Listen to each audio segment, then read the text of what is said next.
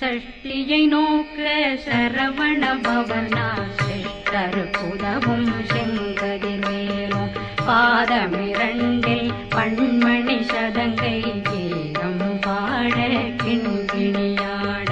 சஷ்டியை நோக்க சரவண பவனார் சிஷ்டருக்குதவும் செங்கதிர்வேலும் பாதமிரண்டில் பண்மணி சதங்கை கீதம் பாட கிண்கிணியாட மைய நடனம் செய்யும் மயில் வாகனார் கையில் வேளாளனை காக்கவே